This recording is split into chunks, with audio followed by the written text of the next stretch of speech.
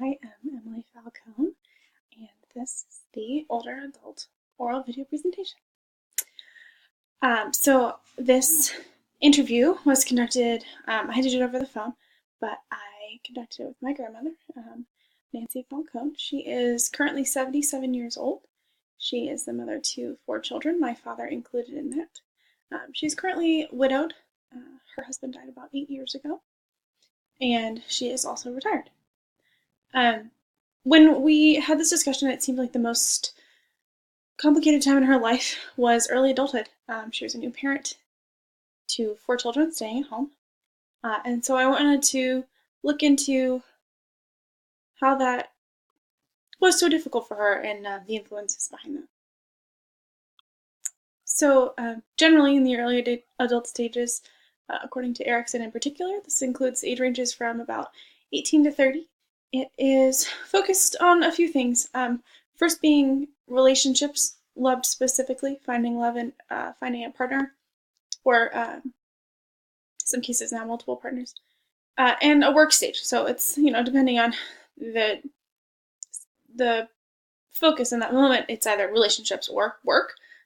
Some of the things that from previous stages really affect where you're at as an early adult would be your identity formation in adolescence.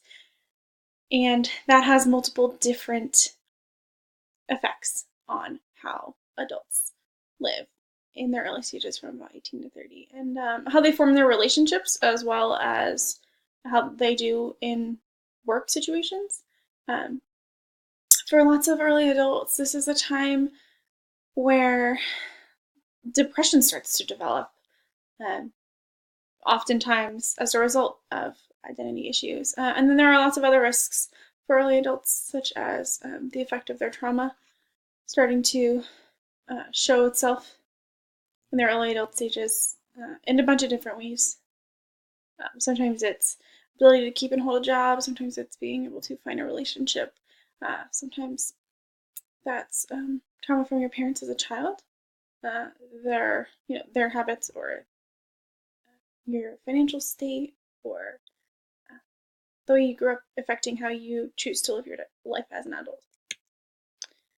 So some of the things in Nancy's life in particular that started in her early adult life stages, she was 19 when she got married. She went right out of high school and started to work for the school district, actually, that she graduated from. She worked for a year for the superintendent, and in that time she was married and pregnant very quickly when she had her first child in 1959. Francine, she decided to stay home with her. They lived in a tiny apartment, just her and Phil and the new baby. They didn't stay there for too long, but once they moved, they had about 3 more children, Sharon and Mark and Joey. And so as time grew on, she, these are the sort of things that she filled out in these early adult life stages, which would have been having a career and then losing it, and being a mom as a career and a homemaker as a career, and then, of course, finding a marriage before that. And then her children and her homemaking was her job. And so that's a lot of pressure for one person. And what this led to was a bit of demise for her. So when we look at the crisis in which this sort of the effects of what could cause a crisis, she did fulfill those typical finding your romantic partner in your relationship and creating a happy, stable marriage for a while there. There are studies that have found that finding a solid identity in your adolescence helps with your romantic relationships. And at the time, because she was barely not an adolescent anymore when she got married, she felt getting married and having children and moving right away into that was exactly what she wanted, and she felt like she was staying true to her identity at the moment. And so she had, started to build a home. And that, of course, came with lots of financial stress. Only one parent home and very young parents in their early 20s, had 4 children before they were 26, which is quick for one parent to be working, so finances were obviously an issue.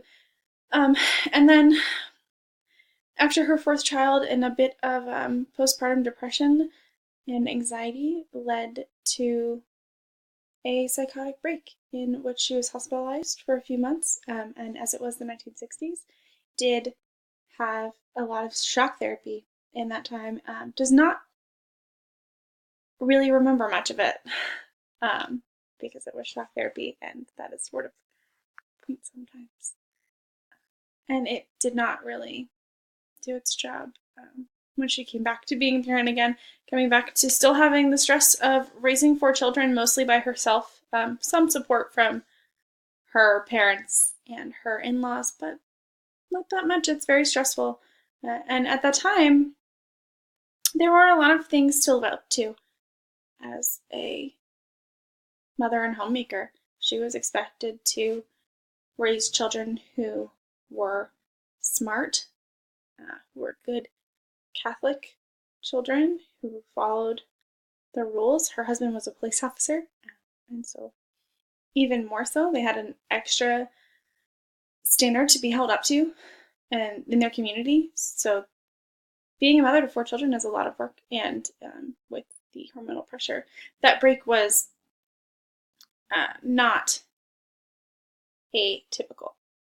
A few of the other things that in this stage are common. This is often a stage of depression, and part of it is the brain is not fully developed until generally about 25 years old for most women. And Nancy had 4 children by that time. She was over caring for herself and was already moving on to the generative stage where she was caring for other people, pretty much exclusively caring for other people, and not having much chance to solidify who she was. And that definitely led to some stress for her and to that break. So when we then talk about the factors that influence this, so we can definitely look at lack of identity, having time to solidify who you are as a person, get your own life in order, and have your life actually be about you and not just about caring for other people, which was very often the case for women in the 1960s, for mothers specifically. It was just caused by a lack of personal identity. And she didn't have anything for herself, no time to herself, no work for herself. Everything was to serve others, which, as many might know, caring for others is very stressful. So being 25 and having 4 little lives to care for is what led to that crisis for her. In a look at grand scheme life, she had some trauma from her childhood. Her father was an alcoholic who had been in the war, and post-war had lots of PTSD, and alcoholism got worse, became verbally abusive towards her mother and towards her grandmother. And her living situation was not very stable or happy. She specifically can state that she does not think of growing up as a very happy time for her. She would, very calmly say, "I didn't have a happy home growing up," and that would be the end of it. But it's certainly a factor in how her brain likely developed pathways for coping with stress and depression was to self-medicate, and eventually she did do that. In the same time, her marriage was becoming stressful because there was only one person with a career, and her not being able to develop her own identity and her husband being able to definitely led to her feeling like she was not fulfilled. In the resolution of this, so, after treatment, going back to her life, there were a few factors that definitely helped, but there were also a few that inhibited her growth and later on in life, and how this stage of her life affected her much older adult life. Factors like all of those children. I mean, what really caused the break was postpartum depression, and that was it. That led to just a complete and total break. In this time period, she was a female with lots of expectations, as was the case in the 1960s. She was definitely that typical homemaker and wife who was expected to care for her children in her home and do it perfectly. But she was also doing that not with a lot of money. They started out, many couples just out of high school, and were just working factory jobs, he was working a factory job to support them until he could become a police officer.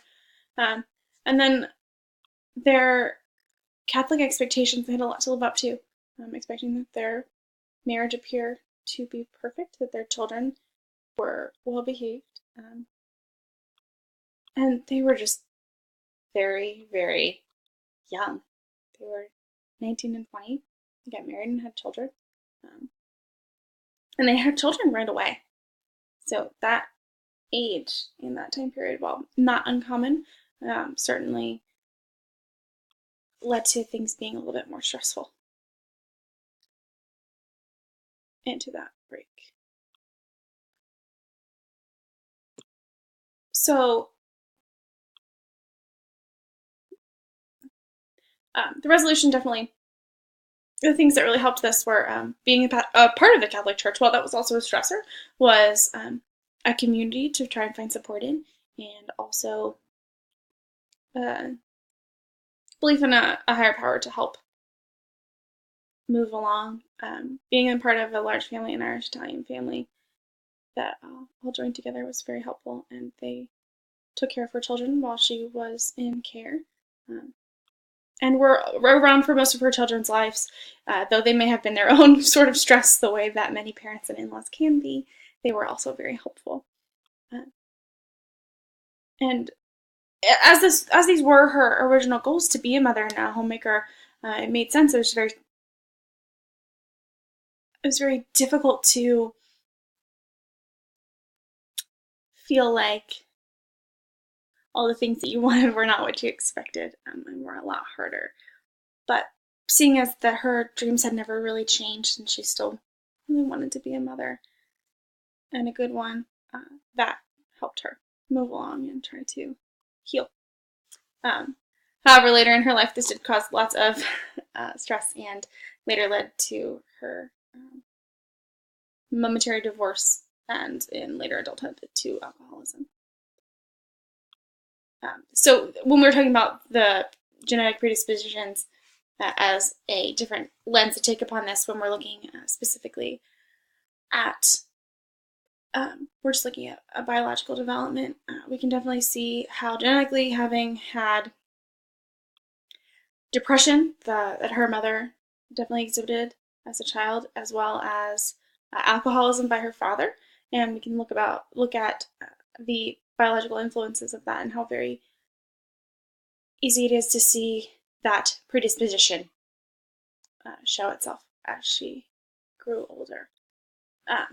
And of course, we can look at biology, but biology isn't everything. There certainly are genetic predispositions to things, but they are not everything, which is why it's often we look at biopsycho and social. And so we can say your biology does not predict, but it does give you a predisposition. And we, of course, have to consider this being environmental as well. And the brain pathways formed as a child and dealing with coping and watching an alcoholic parent led to the ability to form those pathways in the brain, and how she dealt with stress. And those signals and those mechanisms led to her break in depression, but also later to her own alcoholism.